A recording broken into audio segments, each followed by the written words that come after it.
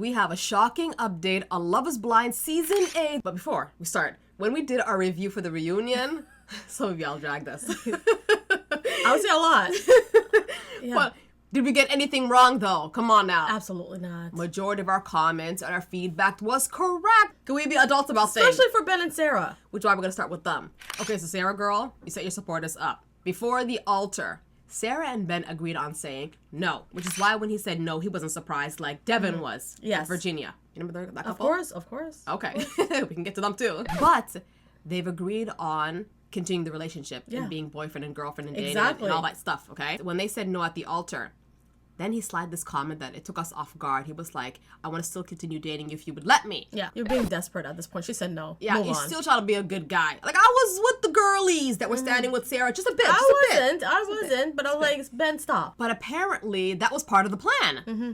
And so when she bamboozled him by saying, I want to still think about it, okay? Give me a second. Mm-hmm. You know that whole... Yeah. And then she left and she told the girlies to meet her in the back. Let's go to the back. Yeah.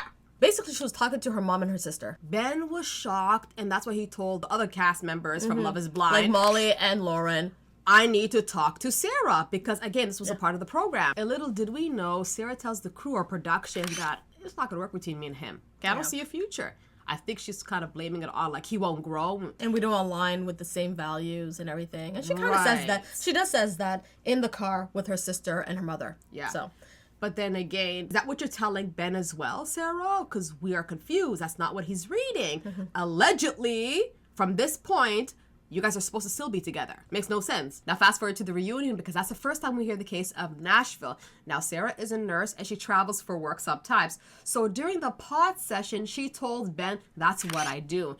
And she said, if this works out between two of us, I gotta be in Nashville for a couple of weeks during the summertime. Do you want to come? And he was like, I work from home. Sounds good. You know, we'll go, stay there for a couple of weeks, come back to Minneapolis, and then if you need to finish the work in the summertime, we'll go back, finish it, and then we'll be back. So it looked like they had a plan. However, a lot has happened. Yes. Like the no during the altars, right? Yeah. Okay. And I always say, like, if you've seen our previous video, I did say that, Sarah, do you not think this guy is loved? Do you not think this guy has family, friends who would advise him to make the right decision for himself? We all see what had happened after the altar, right? Yeah. She started making decisions for herself, saying that I don't think I'm going to date this guy. You know what I mean? I'm not going to continue with this. Another thing that was interesting, after they said no to each other at the altar, they still stayed together.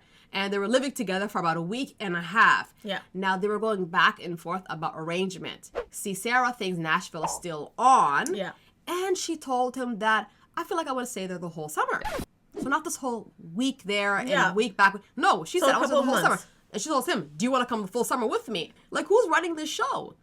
And then they had dinner. And during dinner, that's when we get two conflicting stories. He says after the dinner, we said this relationship's not going to work. Mm-hmm. She said after the dinner, it was still on because the next day, she was going to Nashville, and she said you were still coming. Yeah. So now let's hear their side of the stories, because during the reunion, I honestly feel like everybody sided with Sarah because she threw in the TikTok comment too. Remember the TikTok video? Yeah. So if people don't know, there is a video going around TikTok where a lady's claiming that Ben is a horrible man. He did some crazy things, especially in college, and she's surprised that men like that have a chance to be on these shows. And in that video, she was emotional with no tears at all, okay? No, her eyes were dry. That's what I'm saying. I didn't see a single receipt. Yeah. Either way, back to Sarah. She threw that comment in during the reunion. But what was the comment exactly? She said, I understand why women made those claims about him. Everybody's looking at Ben with a side eye during the reunion.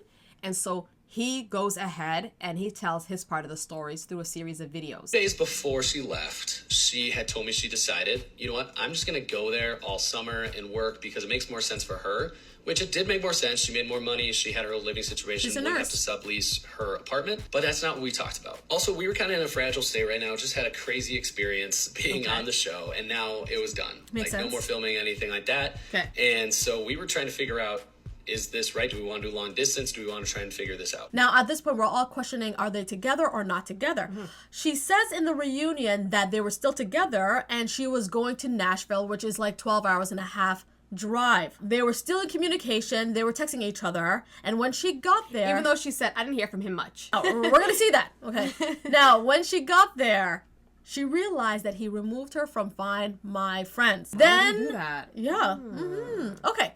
So after that, she says that he sent her 3 texts that were very vague and not transparent. Scripted was the word she used. Yes, scripted. And then she said he went ghost on her. Realistically, though, looking back, I should have just been like, you know what? I thought that we were broken up. All right. You thought we were still together. That's not the issue here. The issue is the fact that I reached out to you and you ghosted me. I reached out to her both the Saturday that she moved to Nashville when I took her out to Find My Friends, apologizing for doing that, as well as the next day because I knew she was still upset. Receipts. So I'm going handheld here now. So here is her being upset. Fair enough if she thinks we're still together. It's not looking good. It just seems like it made me sad, but I feel really good now being back. I'm just telling you, know where I'm at.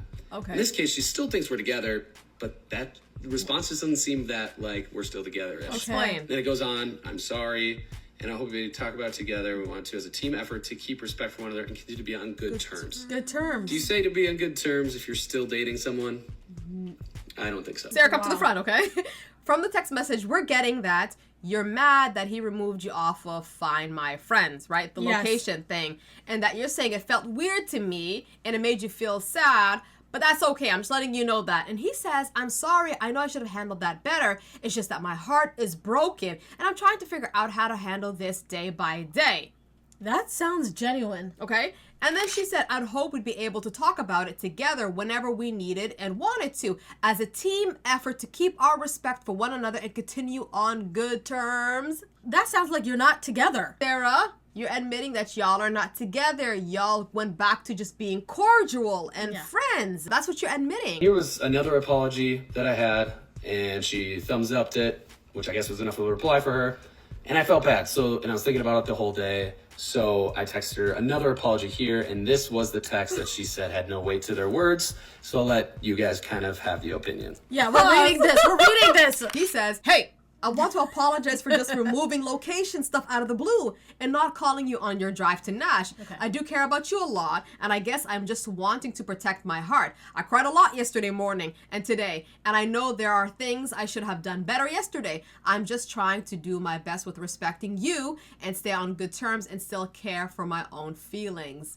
A couple of things stood out for me. He's very specific when he said, I just want to apologize just for removing the location and not calling you on your drive back. Because it seems like they already agreed that they were just going to be cordial with each other or friendly. It's not like they're dating, right? So that's why he said just. Sarah, girl, I'm sorry. You had us. Where is scripted and where is ghosting? He's getting emotional with you about it. He's saying that he cried a lot yesterday, today. What are you talking about? Even though I feel like when she read that part, she was like turned off. She's like, ew, what the heck? Even though she seems like she's the type of girl who likes a guy who's like respectful, emotional, caring, connect loving. To his core. Yeah. Chakra. Right? All about their feelings and everything. But I bet she got that. She's like, ew, disgusting, beta energy. And not only that too, but like he even continues like a month and some change later. He said, hey Sarah, you've been on my mind. And since we kind of stopped talking in a weird situation, I wanted to see if you had time for FaceTime this week. It would be good to see how you are doing. He's not what she's painting him out to be. No, he's still coming back. He's still coming back, even though she ghosted him. Now, my question is, Sarah, between April and May, were you speaking to another person at that time? Oh, excuse me. So the night before I left for Nashville, we went to dinner and a speakeasy, and we discussed, do we still want to be in each other's lives? We said yes. Okay. And then we started planning Nashville. We had all these details, which is what I said at the reunion. Okay. I left that conversation thinking we were completely on the same page. My interpretation of that was very positive, and there was no question that, for me, that there was any misunderstanding between both of us. I got it was question. a very clear conversation. You said we discussed if we want to be in each other's life, right? And that there was no misunderstanding, and that was very positive, right? 3 things right now. Yeah. No, that was not the issue. The issue is, yes, in each other's life, but like in what form? Exactly. As boyfriend, girlfriend, I highly doubt it though, or as friends or acquaintances. Yeah, so come on now. You're being vague with us, yet behind the doors, you want to be specific with him? I'm so confused. In his video, he's very specific. He said we broke up, right? Sarah. Did she yeah. You're not looking good. But your hair's great, though. Well, he responds and says that his heart's broken. Okay. And I say, what I want to emphasize is let's talk about it as a team effort to keep our respect for one another and continue on good terms. Sounds like a manager. He says, I'm sorry, I'm just treating this as a breakup.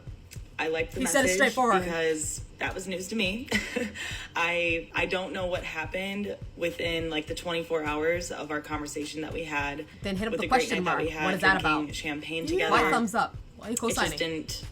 It didn't match. So I liked it. I was upset. I was confused. Okay. And I just did not have the energy, honestly, to respond to that. Oh. And later that day, he texts me again. He says that he's cried yesterday morning and today, and he's just trying his best to respect me and stay on good terms.